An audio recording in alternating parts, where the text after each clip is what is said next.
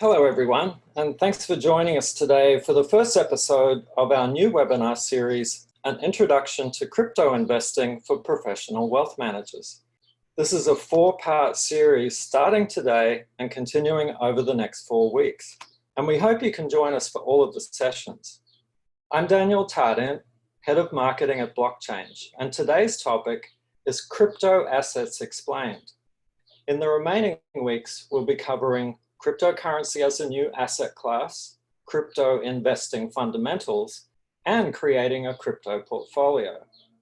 So the intent is that by the end of the series, you'll have a good idea of how to get started engaging with digital assets, either for yourself or for your clients if you're an advisor. We'll be starting in just a few moments, but before then, a few housekeeping items for you. So first, regarding questions. We will be answering questions, so if you have a burning question, please enter it into the Q&A tab, and we'll answer as many as we can at the end of the webinar. The second point is that we are recording today's webinar, so by participating, you're giving your consent to being recorded. And within the next 3 days, we'll provide you with a link to the recording so that you can review the material at your leisure. Okay, so that's housekeeping out of the way. Now, for some of you, this may be your first exposure to Blockchange. So let me spend a moment on that so you understand why we're here and where we fit in the digital asset ecosystem. Blockchange is a digital asset management platform for professional wealth managers and advisors. It brings the modern portfolio theory-based tools of traditional finance to the world of digital assets. And the platform is tailored to small and medium-sized wealth advisory firms to enable financial advisors to quickly and easily manage investments across their entire client base. So in a nutshell, Blockchange allows you to manage digital assets for your client base in much the same way as you manage traditional assets today. If you'd like to learn more or see a demo of the product, you can do that on our website at blockchange.ai. Okay, so let's get started with the webinar. And just to reiterate, today's topic is Crypto Assets Explained. Our presenters are Dan Ayre, who's the CEO of Blockchange, and Griffin Knight, who is our head of product. So without further ado, I'm going to hand over to Griffin to get you started. Hello, everyone. My name is Griffin Knight. I am the head of product at Blockchange. I have a background in finance, and I previously worked at a management consulting company that was focused on firms in the alternative investment space. I've also been completely enthralled with cryptocurrencies since I learned about them in 2016, and I've really made it my goal to learn as much about them as I can. So while this is not investment advice, I hope that everyone will be able to learn something in this presentation. So going into the agenda, we're going to start off with what a blockchain is and how they work. Then we're going to go into the core characteristics of blockchains, along with the 2 biggest use cases, that being a store of value and decentralized applications. So starting off with what is a blockchain. So understanding how blockchains work is imperative to understanding their value propositions and use cases. There are many confusing ways to explain how a blockchain works, but I find that the best way to do that is through this image right here. I know that no one signed up for a history lesson, but trust me when I say that once you understand what's going on in this image, you're going to understand how blockchains work. So this rock here is one of the rise stones of Yap. So Yap is a Micronesian island in the Pacific, sitting kind of in the middle of the Philippines, Papua New Guinea, and Guam.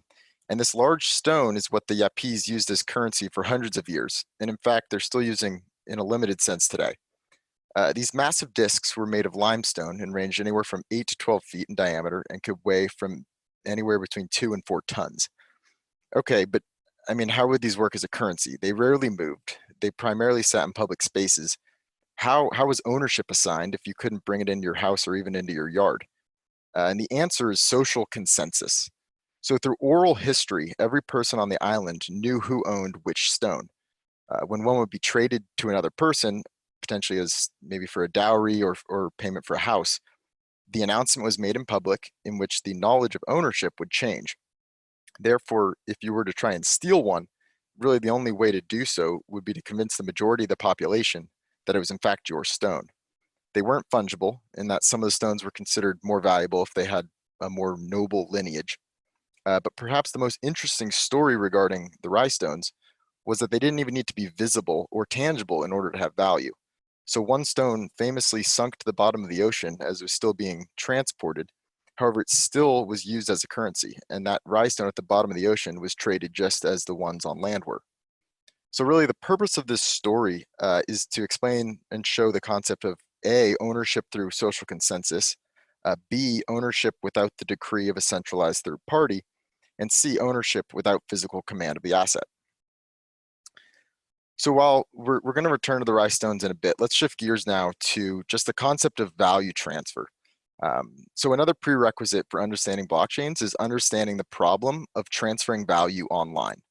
So let's first look at how we normally transfer digital files, such as spreadsheets or PDFs, or in this example, an audio file. So Alice has a song, and she wants to send that song to Bob. Once she sends him the song, they're both now going to have a copy of it. While for digital files like songs or PDFs or spreadsheets, that's exactly what we want. It'd be quite annoying if only one person could own a song at a time. However, this is very bad for anything that carries value, such as money, because there's no sense of scarcity. While we're going to go into scarcity a little bit deeper later in the presentation, this is precisely what digital items currently lack, scarcity, since they can be infinitely created and sent. This problem actually has a very specific name when it comes to the transfer of digital money, and that is called the double spend problem. So people have been trying to invent and create digital assets or digital currencies for a very long time, really since the start of the internet. And the problem that always must be solved and was, took a long time to solve was that of the double spend problem. So the double spend problem is defined by Wikipedia as a potential flaw in a digital cash scheme in which the same digital token can be spent more than once. So let's look at how we prevent the double spend problem in our traditional systems. So when it comes to physical goods, such as cash, we rely on the laws of physics to ensure that something can never exist in two places at once. Although I guess technically paying for something in a vending machine using a quarter on a string would technically qualify as a double spend. But most transactions these days are not done physically, they're done digitally. Unless you keep all of your cash under the mattress, then you, like me, have a bank account that you access online, perform digital payments. But we just discussed the double spend problem, which affects digital goods. So how do we preserve our digital scarcity online? And the solution is that we rely on a trusted third party to ensure that, ceteris paribus, when one account increases in value, another goes down, or in other words, double entry bookkeeping. So as you can see in the example, when Alice sends Bob $100, it's Venmo's responsibility to ensure that Alice's account goes down and Bob goes up. Venmo must maintain a ledger of all participants on their platform. And this is really one of the reasons why financial institutions are regulated so heavily. They're obligated by law to prevent double spends. Okay, so we currently require a trusted third party to prevent double spends for any value we transfer online. But why is that an issue? And the answer comes down to trust. Any digital representation of your assets need to rely or have trust in a third party to ensure that that third party doesn't act nefariously. But time and time again, that trust has been breached. You must trust that they'll respect your privacy, which has been breached advertently through selling your information and inadvertently through hacks. You must trust that your money cannot be transferred, which if anyone has tried to Venmo someone more than a few $1,000s knows that this isn't always the case. And you must trust that your assets won't be seized, which is a problem for anyone running, for example, a marijuana business, even in a state where it's legal. Lastly, you must trust that your currency won't be debased, which is an entire webinar in itself. But just looking at the historical record, this trust always gets breached eventually. Now, you may have noticed that physical cash is exempt from most of these trust requirements, which we would expect since it's not digital. However, still, it really doesn't avoid the fact that the central bank, or trusting the central bank, will properly manage the money supply. All right, so let's just recap the issue. We need a way to transfer value and preserve scarcity online without ceding control to a centralized third party. Thankfully, this issue was solved on October of 2008 with the release of the Bitcoin white paper by an anonymous individual or group of individuals who went by the name Satoshi Nakamoto. Now, the system works as such. Each person maintains a pseudonymous account on the blockchain that can either be debited or credited. And actually, similar to Venmo or PayPal, a ledger is maintained online that records who owns what. However, the key difference is that this ledger is not maintained by a single entity, but by a decentralized network of participants who are all over the world. Now, thousands of these participants come to consensus every 10 minutes on what the state of the ledger should be. So who are these participants and why do they even bother doing this? Why, it takes a lot of capital to be able to process all of these transactions. And it's not because of goodwill. They're compensated in units of cryptocurrency, in this example would be Bitcoin, for performing the job of coming to consensus. The term for this is called mining, which you may have heard before. This has really created a beautiful set of incentives that Satoshi envisioned that makes this entire thing work without anyone in control.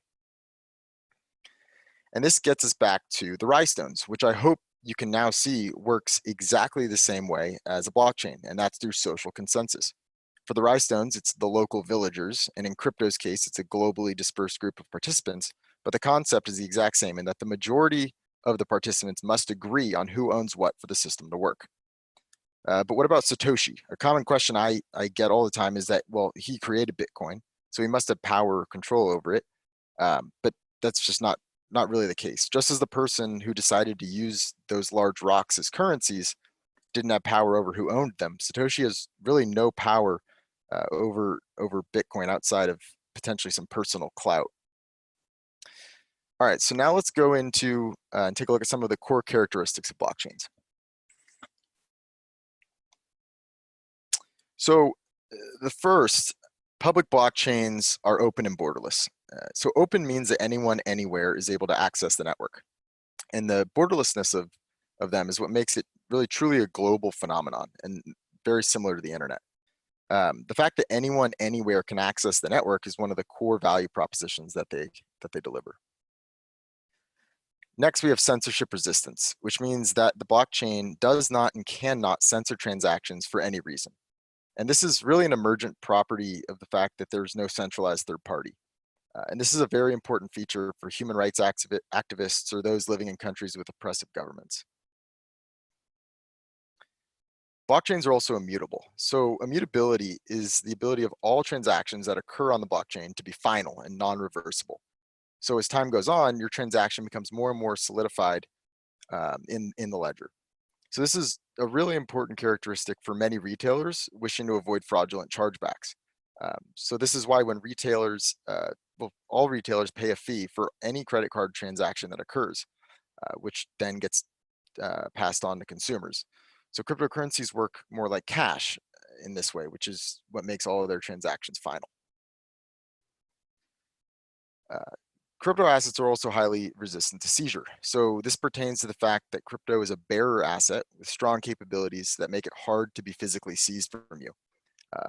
So this is a characteristic that's not as useful for most people, but very useful for some. Being able to carry your wealth with you, even just in your mind, is a very powerful concept, especially for those dealing with oppressive governments or fleeing from war-torn countries. And the last characteristic I want to touch on is the fact that cryptocurrencies are pseudonymous and in turn more private than traditional online payments. And this is really because when you use a cryptocurrency, you're not identified by name, but instead by a long string of numbers and letters. However, it's important to note that while cryptocurrencies are more private than traditional online payments, they will still never be as private as cash, which is why cash is still the best method for criminals.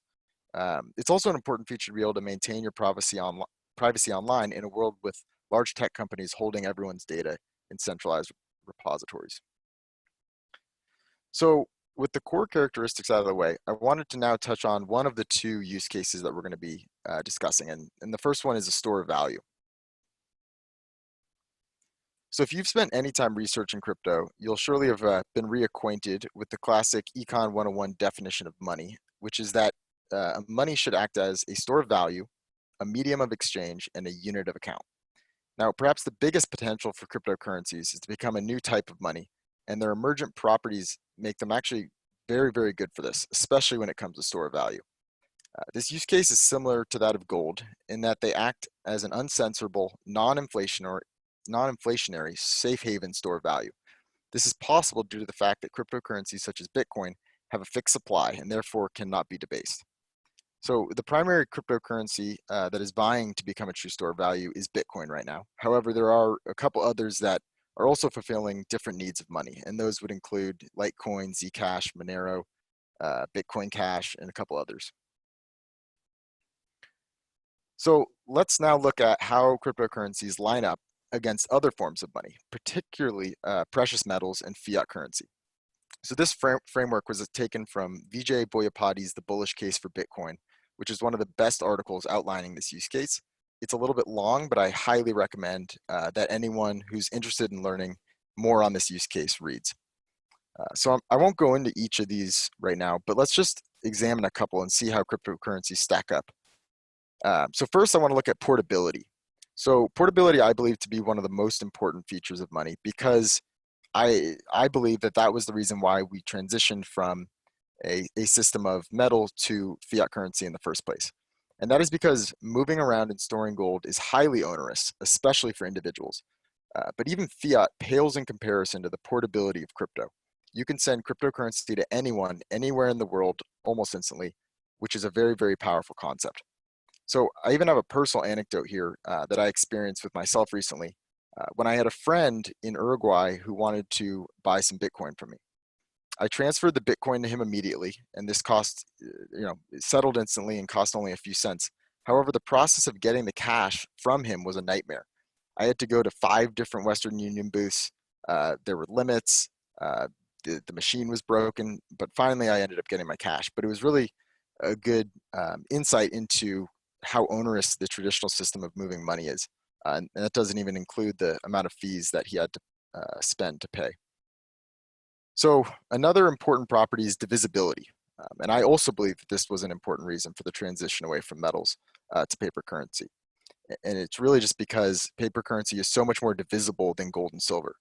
However, cryptocurrencies are exponentially more divisible than even fiat currencies because they can be divided into the smallest of fractions. So for example, a Bitcoin can be broken down to 9 decimals. So the smallest unit is currently worth about 0.00007 cents.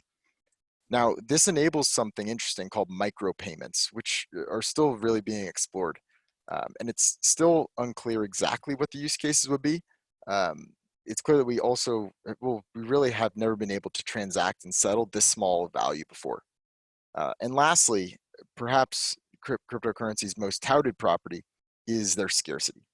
So fiat currency, its scarcity is theoretically uncapped, so it gets an F. However, crypto has more scarcity than even gold due to the fact that a large amount of gold still exists in the earth, especially in the ocean. Bitcoin, on the other hand, and other cryptocurrencies have a truly fixed supply with no more than 21 million Bitcoin ever in existence. So I hope that gave you a good idea of the store value use case. I'll now pass it off to Dan to discuss some of the decentralized applications. Thanks, Griffin. So hi, folks. I'm Dan Ayer, the CEO of Blockchange, and I'm going to spend a few minutes taking you through some of the other real-world use cases of blockchains beyond cryptocurrency. So the 2 images that you see here are from Joel Monegro's FAT protocol thesis. And the purpose of the article was to help determine how value accrues to crypto assets, which function as protocols and not as equities. If you look at the picture on the left, you can see that with the web we know and love today, the internet protocol itself is just the means of information transfer, while the applications are built on top of it are where the value is captured and transferred. On the other hand, if you look at the picture on the right, with blockchain, the picture changes. Blockchain networks have the value creation and transfer baked into the protocol itself. And so a good way to think about the difference is with Tim Berners-Lee, the creator of the internet, he didn't become wildly rich from the invention. It was mainly the individuals that built companies and applications on top of it that were incredibly successful. However, if you look at Coinbase, on the other hand, on the blockchain side, while the company is still quite valuable, it does pale in comparison to the value of the underlying blockchains themselves. And this is definitely worth noting, especially when evaluating how to participate in crypto assets as an investment. So, first I'm going to cover, before we get into some of the specific applications, just very, very briefly what smart contracts are. Smart contracts are a transaction with conditions that any participant in the network can interact with. They're the basic building blocks of blockchain-based applications, and they can be used to build any type of decentralized application. So let's take a look at a couple examples of how blockchain smart contracts are going to disrupt major industries. So the first one, and everyone should be pretty familiar with this, is the advertising industry. It affects all of us. And today, the largest ad publishers in the world collect massive amounts of personal data. This is mainly because the more data available to them, detailing what you like, what you dislike, what your interests are, the more accurate they could be in targeting you as a consumer with advertisements. As publishers, their main objective is to maximize the ROI of the companies running the ads to increase visibility and conversions of prospects to paid customers. So at the end of the day, even though advertisements a consumer might see are more aligned with their interests, it comes at the cost of privacy. Data about consumers is actually extremely valuable. Although it is sold and traded all over the world from publisher to publisher and to and from data companies. They know who you are, what your interests are, which websites you visit, how much time you spend on them, your physical location, and often much more. So most of this is actually gathered using tracking tools that embed directly in your browser. And so your activities can be traced across different websites. And this data is sitting in databases all over the world, with most of them feeding into Google or Facebook's centralized ad networks. So not only are consumers unable to monetize their own data, but there's also no practical way to preserve your privacy once the information gets out there. With blockchain, the disruption comes into play in the advertising industry because it cuts out the centralized intermediaries that collect and sell consumer information. So in particular, an interesting example of this is the Basic Attention Token, or BAT for short. BAT is an asset that stores the value of your attention as a consumer and acts as a means of exchange between advertisers, publishers, and users in the advertising ecosystem. And the BAT network works through using the Brave browser, which blocks that cross-site tracking and other tracing tools embedded typically in your other browsers when you use them. And instead, your information remains on your device and the relevant content is matched up locally. So this way, the same quality of targeting exists, but doesn't sacrifice your personal information or privacy. And to make things even more interesting, the users are actually rewarded by the network for viewing ads, which allows them to monetize their own time and valuable data. And the incentive from advertisers in this scenario is that they've effectively cut out the inefficiencies of the fraud-ridden publishing system. And estimates of advertising fraud came in at $7.2 billion last year, which represents a massive inefficiency that is typically passed on to consumers. And this is not all to mention the malware and ransomware that are embedded in many of the tools used in the ad space today. So the cloud computing industry is another really interesting example. Today, the cloud computing model is basically a way of running websites and applications on servers that are maintained by companies like AWS, Microsoft, and Google. It's essentially outsourcing the use of computers to companies that specialize in infrastructure efficiency. And the model is extremely popular, and for good reason. It does save significant time, effort, and resources compared to, say, a company managing all of that internally. And there are still really a lot of potentially significant problems with this approach. So first, you're trusting that the cloud infrastructure providers are secure enough to protect your intellectual property, your source code, and potentially very sensitive client data or personal information. And time and again, there have been breaches of varying size, so the danger of hacking is not a hypothetical threat in the least. The second concern is that it's a single point of failure, in essence. If the cloud provider goes down for whatever reason, your entire operation goes down with them. And that may seem unlikely, but outages, just like breaches, have a very real history. So now let's take a look at how the application of blockchain can address some of those concerns. So there's an estimated 30% of servers worldwide that are completely unused, and a massive amount of personal computing power that's underutilized. I mean, just think of your own computer. Blockchain enables a way to store pieces of information across different computers around the world in an encrypted format. So even though some of your information may be on another computer or somewhere else in the world, it's only one tiny piece of that information. So even if it was possible for a hacker, bad actor to compromise the encryption of that tiny piece of information, it would still be unusable because it lacks the context of the larger whole. Another advantage of this approach is that there's built-in redundancy, meaning that because you're using a decentralized network, part of it goes down, there are multiple copies of those same little pieces of information across the network that can kind of jump in and substitute to help create the whole picture when you need it. So while today the solution is still slower than traditional cloud computing architecture, it offers advantages when it comes to security and privacy and redundancy, and in the longer term, efficiency. As these networks will improve, they'll speed up, will become more robust. So just as a recap, we hope that you've been able to get a baseline understanding of what a blockchain is as a social consensus mechanism. The core characteristics, such as being open and borderless, censorship resistant, immutable, seizure resistant, and pseudonymous, as well as some of the use cases that will drive value in the future as we move to the next generation of infrastructure, such as currencies and other decentralized applications. And now we're actually going to head into a quick Q&A session. Okay, great. Thanks, Dan and Griffin. So we do have a few questions from the audience here, so let's go through those now. So let's see. So the first question is, how are tokens and their value created? So Griffin, you want to take that one?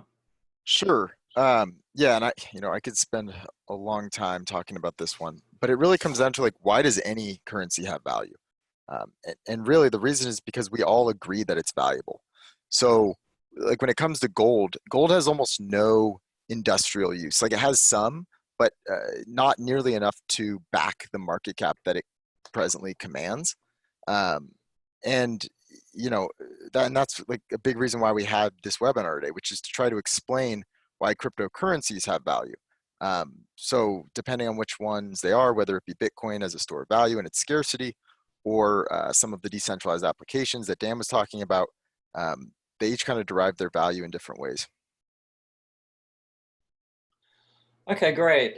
So next question is, let's see, can the data stored in a, I guess it's, can the data stored in a block be modified once it's written? And if so, why? Yeah, so I can take that one. So once a block, once a transaction in the blockchain is broadcast, essentially everyone who's using the blockchain kind of gets a copy of that.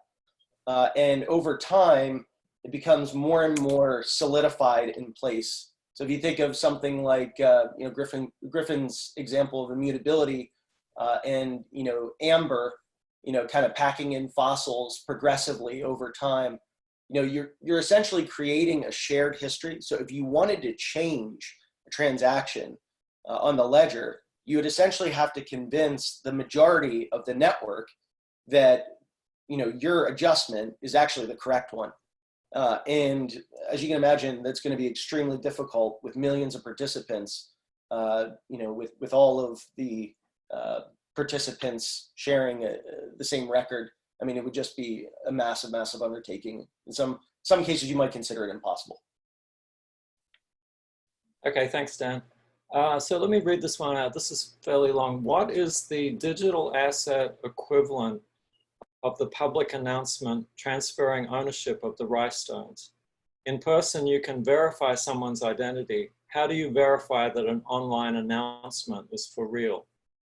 Yeah, I'll take that one. So that's a really good question.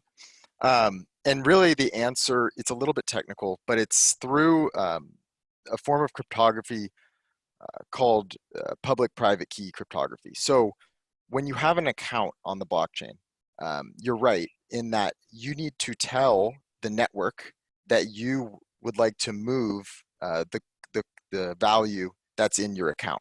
But you need to prove to the network that you are who you say you are. And you do that through something called a private key.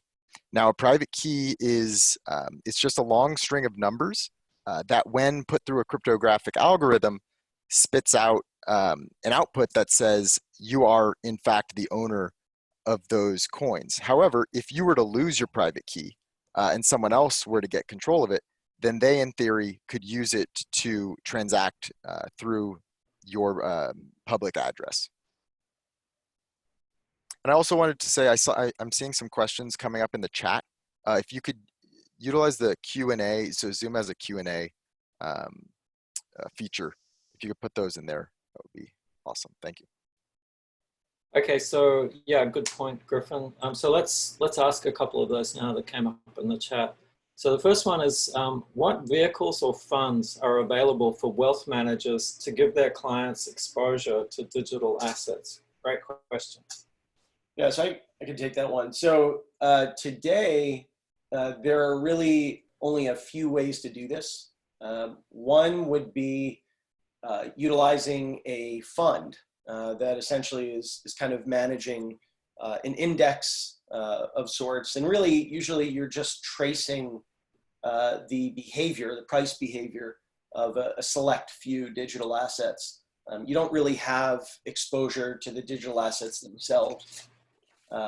There's some advantages there, but there's also some significant disadvantages. And then the other option, if you want to go through like a fund structure with a hedge fund style, today that's probably the most widely available with the broadest variety of options in terms of the entities that you would be working with. But then there's also blockchain, and our approach is different from the other two in that we are the first platform to enable a separately managed account style, of providing exposure to your client base. And it's going to be a very similar experience using blockchain to, how you would traditionally manage a portfolio across multiple clients in, say, equities. So those are really the three ways that you can access this market. Okay, Dan, you might want to take this one as well, maybe. This is about cloud storage. So how would cloud storage blockchain work? Would there be one general ledger showing you are storing data with AWS versus Azure and on the other company's storage? Can you explain more? Yeah, so I think this one's a little bit tricky because there's a couple different ways that this could be relevant here. I mean, one is using a particular ledger. I'm thinking of projects like Siacoin that uses capacity, whether it's commercial servers or you essentially using some of your computer capacity to contribute to the network, and the algorithms kind of divide everything up into little pieces, as I mentioned, and store it in different places. There's also the opportunity with certain projects to effectively sell your capacity to the network, and you're just one additional participant. So, the same data centers that are used for, say, AWS or Azure could be leveraged in a decentralized network just the same. But I think, it really depends on what the purpose of the decentralized cloud solution is really looking to do, because there's some projects that look to have decentralized RAM There's projects that look to have decentralized storage, and then in terms of compute power as well. So I don't think there's any projects that really have kind of brought all that together, but there are definitely options out there and projects that are seeking to build out that ecosystem. And I think it's a matter of time before we see both individuals around the world utilizing their computers on these networks, and then also, of course, the entities like AWS and Azure. Okay, great. Thanks, Dan. So here's an interesting question. How do you see future legislation handling taxes and potential regulations? Yeah, so when it comes to taxes, cryptocurrencies are currently dealing with a pretty big barrier, and that is the fact that anytime you purchase something with Bitcoin or another cryptocurrency, that triggers a capital gains tax, in which you need to report that transaction. You need to provide a cost basis to the IRS, and that's something that doesn't currently exist with the quote unquote regular currencies. If I were to purchase pound sterling and spend it, or wait and spend it, I wouldn't have to pay capital gains on the difference between dollars and pound sterling. So there is a lot of, I guess, lobbying being pushed right now for that to change, specifically for smaller units of value. But I would say, I mean, when people say that crypto is not being used for transactions, in my opinion, that's the biggest reason. Is it requires so much time come April if you use it a lot as a means of payment. However, there has been some pretty bullish improvements on that front, as far as more senators and congressmen kind of taking a more accepted stance of crypto. Thanks, Griffin. So here's a question that was emailed into us before the webinar this morning, which is a good one, I think. The question is, if crypto assets are valuable, why are they so volatile? Yeah, so I can take this one. So volatility is really just the financial version of uncertainty. So just as certain stocks are volatile, it doesn't mean they're not valuable. So crypto is still very young, and many of its use cases are still being defined and figured out. So for that reason, it's volatile, right? It's still unsure exactly how it's going to work. But with volatility, uncertainty, that's where opportunity comes, especially from an investment standpoint. So one analogy I like here is that, like, Bitcoin in particular is very similar to if you were to buy stock in an asteroid mining company, because the use case is clear. We understand how it works, but the way it's going to get there is still uncertain, and that uncertainty is what drives the volatility. But as it becomes bigger and more accepted, the volatility is going to drop. Just naturally, larger assets have less volatility than smaller ones, and we've already seen that being the case. That every year that Bitcoin and other cryptos have existed and gotten larger, their volatility has trended down on like a moving average basis. Thanks, Griffin. Okay, so Dan, maybe your turn. So a key is similar to a debit card in that if you find someone's key, then you have access to those funds? Question? So I don't know if I'd say it's similar to a debit card. The key, there's essentially two keys on most blockchains, wallets where you store value. There's the public key and there's the private key. The public key is really how other participants in the ecosystem can identify you without knowing your identity. It's essentially telling them where you are. And then you have the private key, which is, that's the kind of thing that you want to keep to yourself. You don't want to share it with anyone. Just like any system that's transferring sensitive information, there is going to be some element of something you have to really keep to yourself, because if it does get compromised and the public and private key are known, that you could wind up in potentially hot water. But that's no different than any other systems. The advantage here is that there's a couple things. One is that it's much more difficult to identify individuals and then to target them to compromise their wallets or their funds. And then the other advantage is, I think Griffin mentioned this earlier, you can memorize the sensitive information such that it isn't anywhere for somebody to find it and steal it. And that's really a unique situation to assets that are cryptographically secured. Okay, thanks, Dan. So just a couple more questions here. So one is kind of fundamental blockchain question. Can the data stored in a block be modified once it's written? If so, why? Yeah, so the answer is no.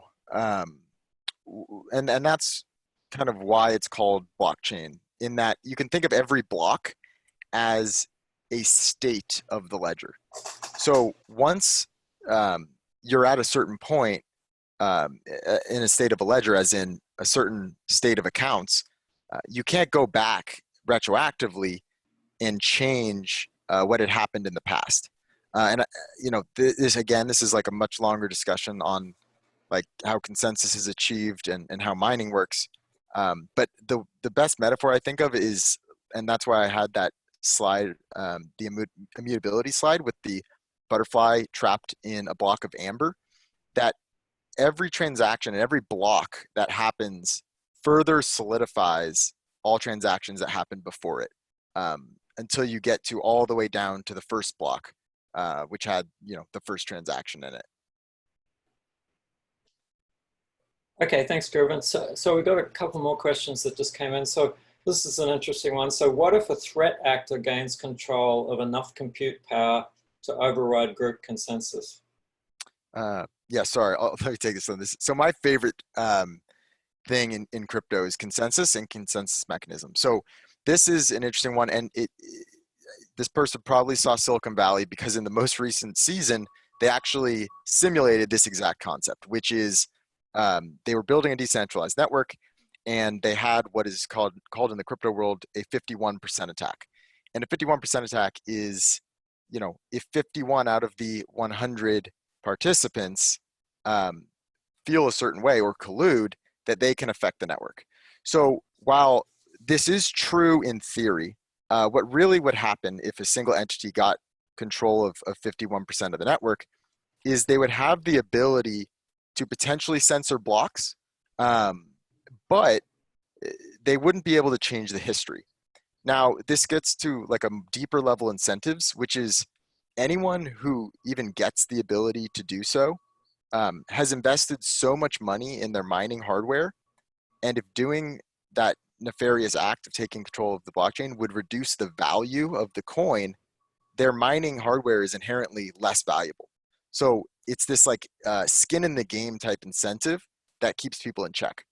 And then kind of the last line of defense is actually that is the social consensus part, right? So the mining and the blockchain, that is the technical codification of what we have decided as our social consensus. But in the end, even if that breaks down, we can all get together and say, hey, the technical side broke down, but we all agree on this state of the ledger, and we're going to enact changes to it so it functions in the way that the majority of us agree for it to function. So I was a little bit long-winded, but that's kind of what would happen during a 51% attack. Okay, thanks, Griffin. So I think this is our last question right now. It's another interesting one. Are banks necessary in a blockchain world? I can take that one. I think this is a tricky question, because while the blockchains can function without banks being involved in the process, I think there's still something to be said for the majority of the population.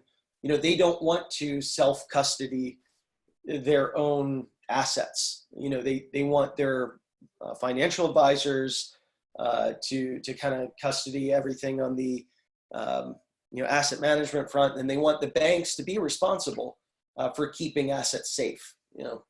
So I think while not necessary, and certainly many people will, want to use digital wallets in place of bank accounts, I do think that banks will play a part in the ecosystem moving forward.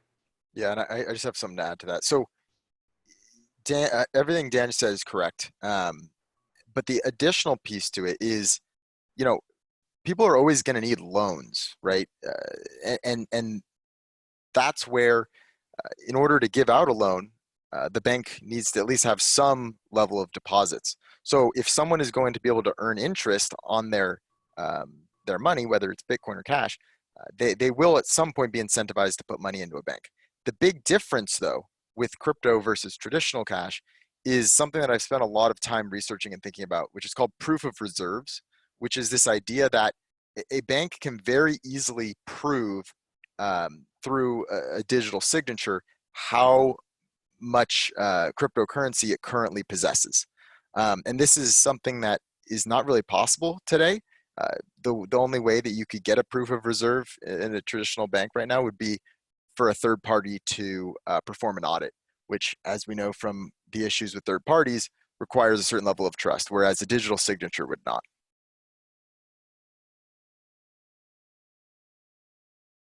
Okay, thanks, Griffin. So looks like that's the end of our questions for now. So before we wrap up, do you guys have anything further on any of the questions you wanted to mention?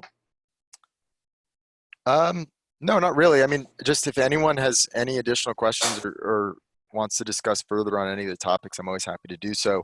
I guess our next week's presentation is going to be focused a little bit more on the financial technicals, so returns, volatility, correlations. So looking at the historical price trends of Bitcoin in particular and seeing how it compares to traditional assets. But yeah, that's all I've got. Okay. That's great. Okay, so then that's the end of today's webinar, everyone. I'd like to thank everyone for joining, and also thanks to Griffin and Dan for the presentation and insights. Before we wrap up, just a reminder, as Griffin said, to join us again for part 2 of the series, which is called Cryptocurrency as a New Asset Class, and that's next Friday at 11 a.m. Pacific, 2 p.m. Eastern. And I'd really encourage you to return next week, because we start to get into some really interesting and relevant topics for wealth managers and advisors. So for example, some of the topics we'll be covering are things like historical returns and volatility, correlations, and creating a portfolio. So if you have any questions that come up between now and then, please email us at support@blockchange.ai, and we'll be happy to answer those for you. And we also invite you to visit our website at blockchange.ai to learn more about the Blockchange platform. So thanks everyone, and enjoy the rest of your day, and we look forward to seeing you next week.